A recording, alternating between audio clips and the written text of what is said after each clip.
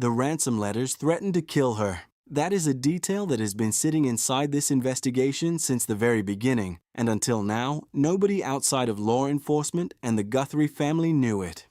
Every time investigators mentioned ransom communications, every time Savannah Guthrie said on television that she believed 2 of the letters were real, the public picture was, someone is demanding money. That was the frame: demand, payment, recovery. What we didn't know, what has now been confirmed, is that the letters didn't just ask for money. They said Nancy Guthrie would be killed if the family didn't pay. There were deadlines, a specific amount, and a payment method designed to be untraceable. 65 days, that's how long this family has been sitting with that knowledge. Nancy Guthrie is 84 years old. She was taken from her home in the Catalina foothills of Tucson in the early hours of February 1st, in her pajamas, without her shoes, without her phone. Her daughter is Savannah Guthrie, one of the most recognizable television journalists in the country. The reward for information leading to Nancy's recovery is now over $1 million. The FBI has been on this case since day one. 20-plus investigators, 4,000 tips received in a single 24-hour period at one point, 2 DNA samples running through 2 separate labs, and there are ransom letters that threaten to kill her, with deadlines that have already passed. If you've been following this case and want to know the moment something breaks, subscribe. I post every development the day it happens. There's more coming, and you don't want to piece it together after the fact. Here's what we now know about the letters, and why this information matters so much more than it might initially seem. Multiple ransom communications were submitted in this case through different channels. The FBI and local investigators reviewed all of them. Some were determined to be hoaxes. 2 of them, the letters sent to a local television affiliate in Tucson, Savannah Guthrie said in her first public interview that she believes are real, not a hoax. Communications from whoever actually took her mother. Those 2 letters contained specific demands. The family was told to pay $6 million. The deadline for the first payment was a Thursday. The second deadline was a Monday, and the letters made clear that if the $6 million wasn't delivered by that point, there would be consequences. The word used was not consequences. The threat was explicit. Nancy would be killed. The payment method specified was Bitcoin. The family tried to track the Bitcoin wallet address. It didn't go anywhere. Bitcoin, when handled by someone who knows what they're doing, is close to untraceable. The wallet exists, but without knowing who controls it, you have nothing. Investigators have spent weeks on this. The wallet hasn't moved in any way that's given them a lead. Now sit with what that means for a moment. Someone put together a plan that involved taking an 84-year-old woman without leaving a usable vehicle trace, planting a specific gloved figure on security footage who covered the camera before anything identifiable was captured, leaving DNA inside the house that turned out to be too mixed to run cleanly through CAUDIS, specifying a payment method that law enforcement has been unable to trace for 65 days, and writing ransom letters demanding $6 million with kill threats and deadlines, letters that the FBI has apparently been unable to source to a specific person. Every exit point that should have created a lead has closed. Both deadlines in those letters have passed. That's not a minor detail. In ransom negotiations, in kidnapping cases generally, deadlines passing without resolution are one of the most dangerous moments in an investigation. Either the threat was a bluff to create urgency, or it wasn't. The family was advised by the FBI on how to handle communications, the specifics of what happened between the letters, and now, whether there was any contact after the deadlines passed, whether the kidnappers responded, whether there was any back and forth, none of that has been made public. The FBI is playing this carefully and for obvious reasons. What we do know is that 65 days in, Nancy Guthrie is still missing. There is no arrest. There is no suspect named publicly. And there are letters that told this family their mother would die. Let me shift to something that sounds almost separate from this, but connects in a way that I think is genuinely disturbing.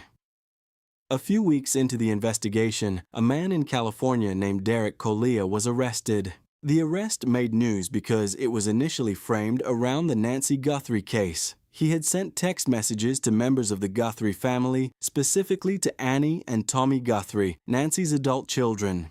He was contacting them in a way that suggested he had information about their mother. Here's the important thing. Derek Colea has nothing to do with Nancy Guthrie's disappearance. He was not involved in the kidnapping. He is not a suspect. The arrest was for fraud. He was running a scam, attempting to extract money from a family that was already living through the worst period of their lives. He found a high-profile case with a grieving family and a massive reward and tried to exploit it. He is in custody. That part of the story is resolved. But think about what that means from the family's perspective. You're already getting ransom letters with death threats. You're already trying to track a Bitcoin wallet that leads nowhere. And then you're getting text messages from someone who claims to have information, someone who the investigators eventually determine is just a fraudster trying to cash in on your grief.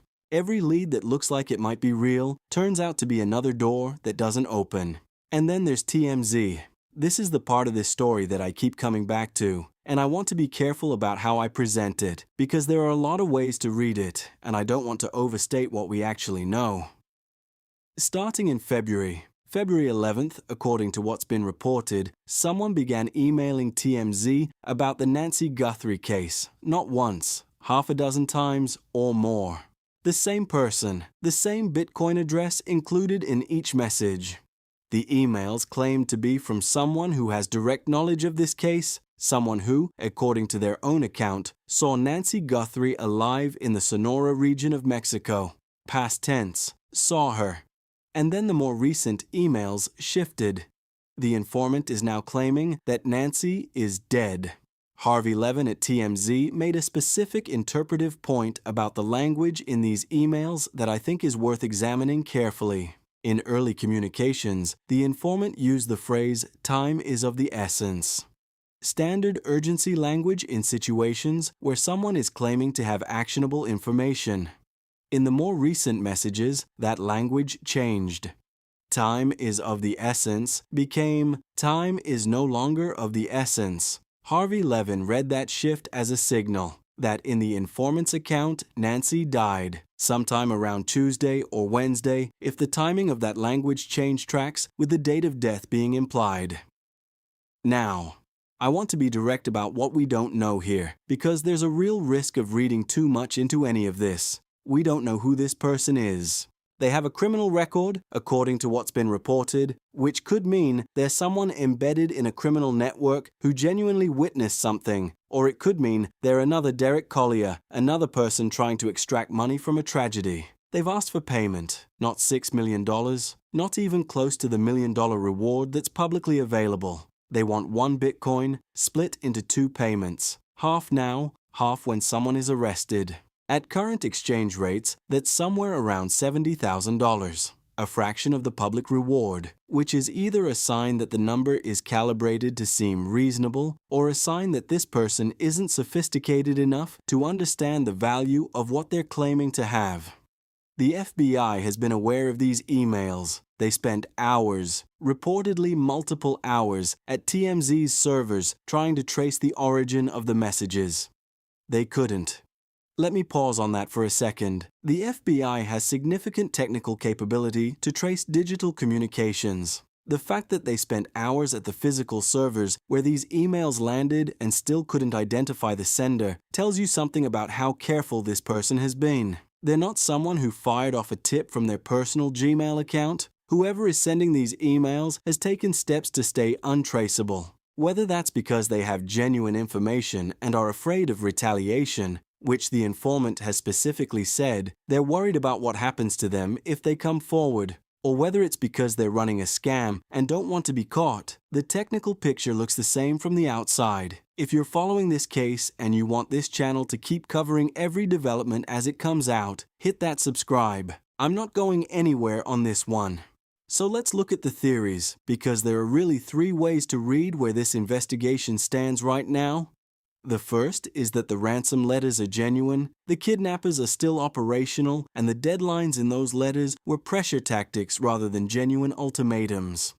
Under this theory, Nancy is alive. The kidnappers underestimated what it would take to collect from a family under FBI surveillance and have been holding her while they figure out the next move.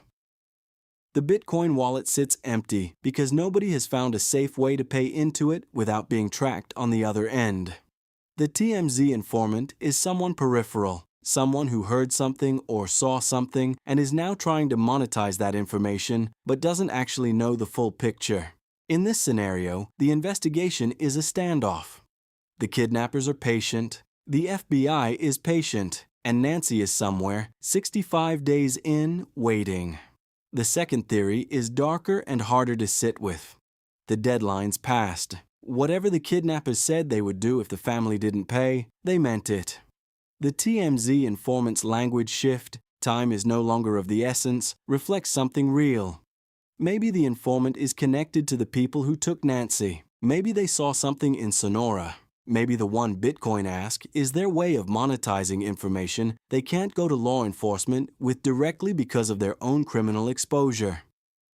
Under this theory, the investigation shifts from a rescue operation to a recovery and prosecution effort. And the FBI knows it, but hasn't confirmed it publicly because there's still investigative value in maintaining the possibility that Nancy is alive.